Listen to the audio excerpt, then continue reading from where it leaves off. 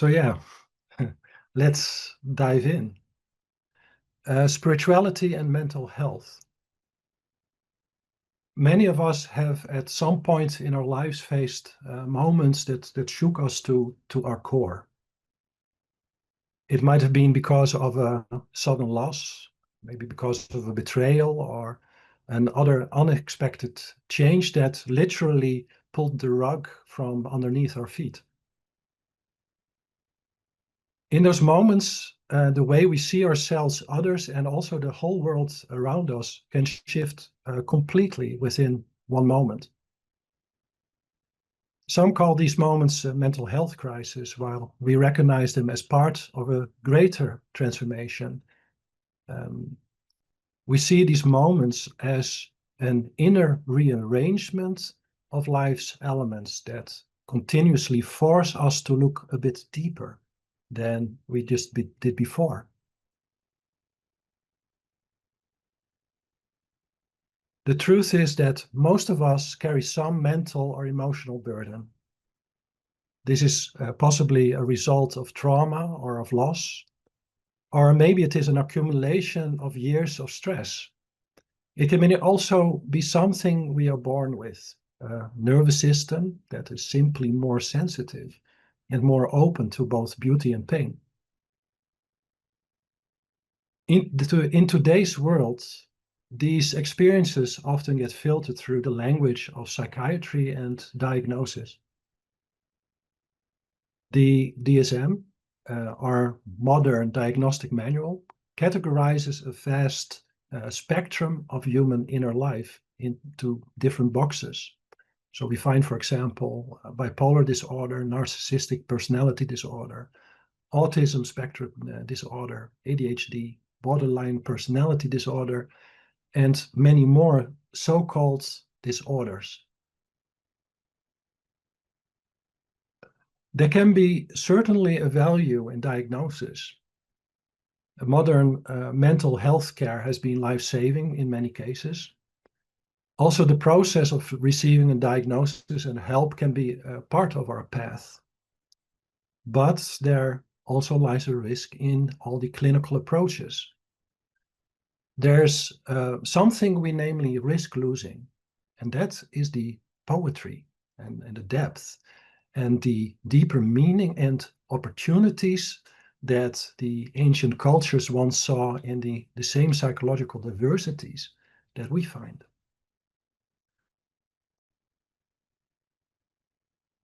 Before modern psychiatry and psychology and the DSM manual, humanity told stories. People used myths and stories to understand. We use symbols and gods to make sense of the dynamics that we now call symptoms. Men of the past recognize the symptomatic states as forces that exist within us. And let's briefly just describe some of these symptoms that relate to mythology. In ancient myths, what we now call symptoms were seen as living forces. ADHD was reflected in, for example, Mercury, the wing-footed messenger, restless and inventive and brimming with new ideas and embodying youthful freedom and renewal. We find, for example, depression apparent in stories like Persephone. She's taken into the underworld, but still returning each spring, showing how descent has to precede rebirth. Bipolar moods were, for example, mirrored in Dionysus, god of ecstasy and collapse, swinging between extremes, and he taught balance through experience. And there are many more like this, like Chiron and Narcissus and Prometheus and so on. To the ancient minds, these were not just pathologies. They were rather mirrors that reveal the hidden meaning of our suffering. Typologies that we may belong to that invite us to begin our journey of transformation ourselves. In the past, individuals were often understood as belonging to a certain clan or archetype. And rather than being seen as problems to be eliminated, these archetypes were understood as forces present within us that we can learn from when we allow them to become integrated. So these dynamics were understood as part of the map of our soul. And perhaps this is where spirituality meets mental health, in bringing back a dimension of meaning through the sacred story that also lies behind our own personal struggles.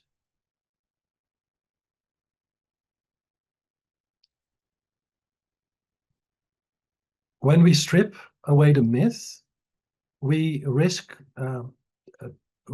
turning our living human experiences into clinical categories.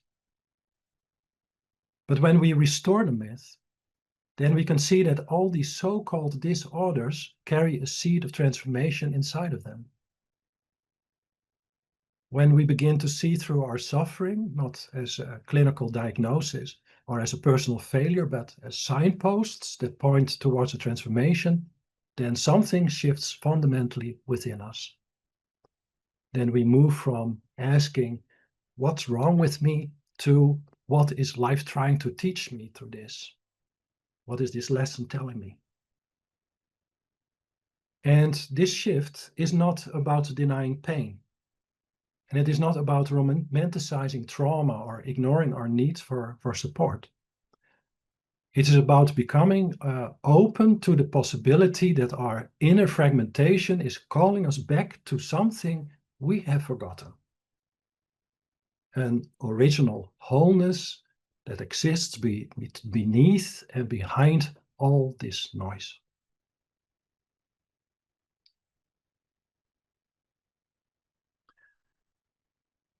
And this is the exact point where our suffering becomes spiritual. Not in some religious or mystical sense, but in the profound sense of the word, a return to the breath of the living spirit. Because true healing is not about removing symptoms. It is about the cleansing and restoration of our soul. And this restoration doesn't happen through willpower alone. It will only happen when we begin to listen, not with our minds, but with our hearts. And in our Rosicrucian tradition, we speak of a rosebud that we can imagine in our hearts. This bud holds an extremely strong tension within it, as it is ready to burst open into a wondrous bloom. We call this rosebud also the spark of the spirit, a divine seed that lies hidden within each human heart. This spark is divine by nature, which means that it is untouched by the chaos or despair that we may sometimes lose ourselves in. It always rests silently in the background of our being, like a quiet light that seeks to pierce the fog of our thoughts and emotions, and at times when structures crack under pressure, and then this light begins to shine within us. Also in our transformation, it is like a seed that first needs to come to an enormous tension before it can break open to become a tree. And it is also just like a caterpillar that needs to dissolve to become a butterfly. It is the false self, the one that has our unhealthy reactions, that dissolves so that the new soul can receive the wings of the spirit.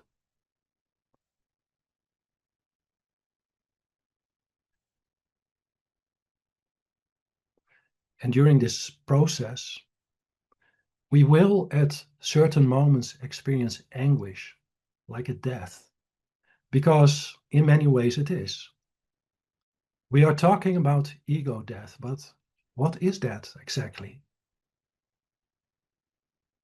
Ego death, as we see it, is the death of our false identity that we created and hold on to survive.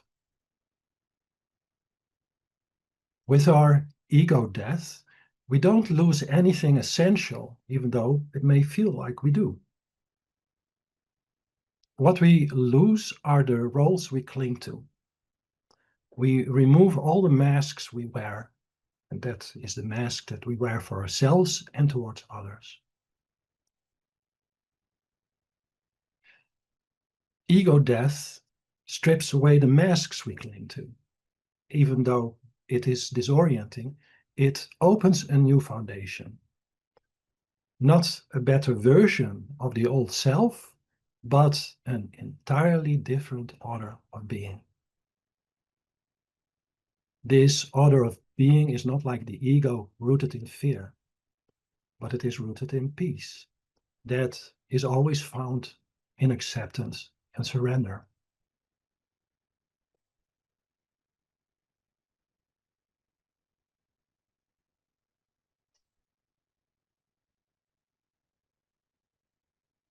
This is what the ancient teachings point at again and again. That there is a limitless clarity that surpasses all the dark chaos of our minds, and that there lies a limitless golden peace beneath the violent waves of our emotions. And there is a solid and still inner foundation, despite our struggles against life. In this, we find something fundamentally real. And this reality is not far away at all. It is here with us and within us. But to be able to live fully from this inner sanctuary, we need to pass through the fire. And not just one time, but many times. Each time purifying another layer. Each time burning away another illusion until only our free and authentic version is left behind. And as we do so, we begin to construct what the Gnostic, Hermetic, and Rosicrucian tradition called the inner temple, that exists of three main segments. Namely, the temple of the head, which reflects the clarity of the still thought.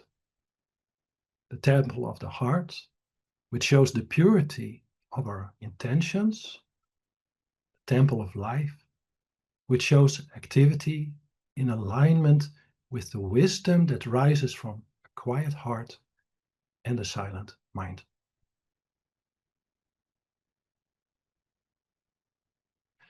Together, these three sanctuaries, as we call them, prepare the soul to receive the guidance of the Spirit. During this process, we receive what is often called the wings of the Spirit. And then the deepest freedom is found in the following. We become aware that freedom is not found in the absence of struggles, but in the presence of finding real purpose. We find out that freedom is not found in erasing our traumatized memories, but that it is instead found in the transformation of their meaning. And our biggest challenge is to become deeply vulnerable. We need to stop pretending that we are perfect and invincible. We need to stop shying away and start to observe our mental emotional storms. We need to break through the shame that we carry because of our imperfections and rather ask the following questions. What is the deeper truth within me? And what do my patterns and reactions tell me to let go of? Because every moment that we experience as a crisis, we are in a crucible. We are in a sacred vessel in which the impure in us is burned away, by which the eternal becomes more and more visible within us. And the pain we feel is the pain of our so-called ego death. But besides this pain, we receive simultaneously the golden panacea of rebirth that sets us free from the baggage that has weighed us down for centuries. And what we are talking about is not some kind of mythological fantasy. This is a path that begins in every present moment if you choose it.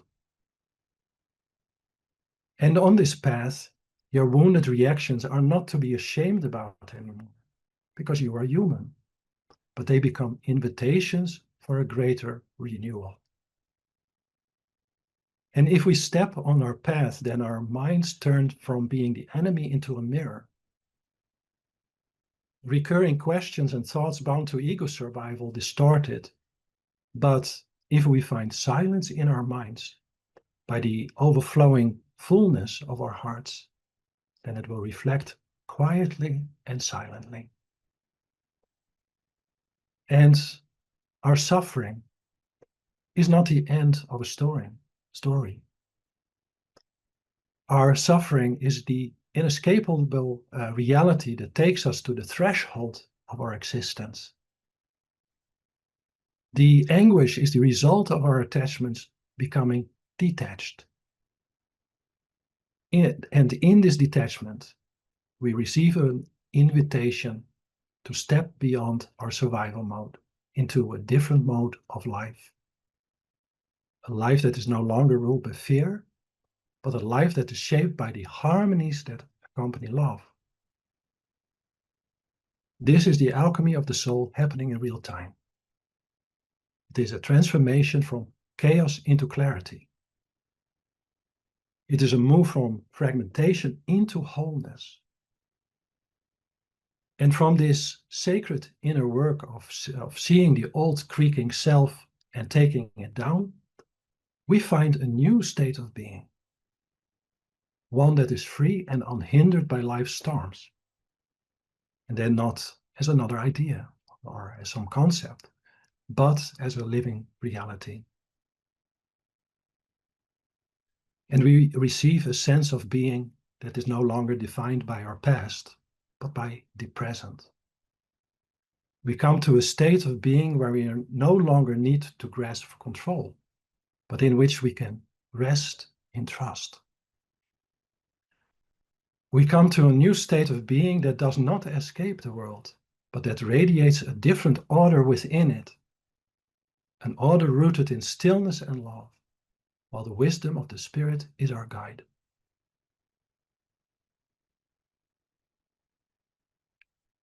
This new order of being has always existed, be it outside of our personal psychological periphery. It is a place in which the soul no longer needs to cling to outer validation, but in which its thirst is quenched by the living wellspring within. And it doesn't mean that we become perfect. It means that we become present.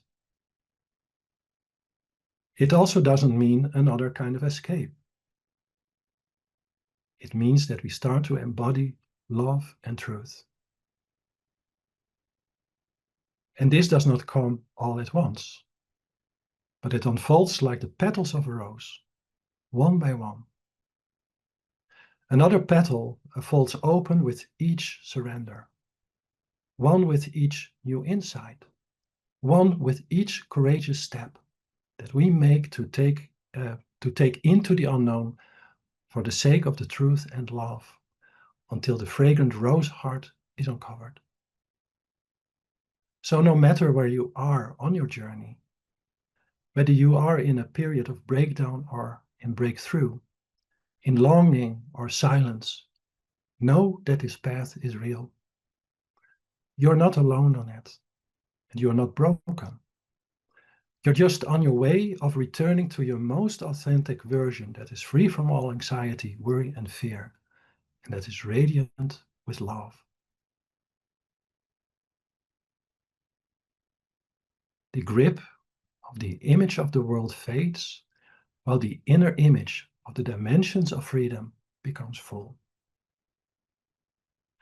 And in this freedom, we don't rise above others, We become instead deeply human.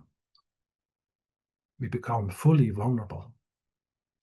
We become fully open. We become fully awake. We become a vessel through which the timeless spirit can touch and heal the world around us. This is true healing. This is the liberation that our soul longs for. This is not the end of chaos, but the start of a transformation into a new, pure, luminous order of being in harmony with the laws of love. And this, dear friends, is the silent promise that lies within each moment of darkness.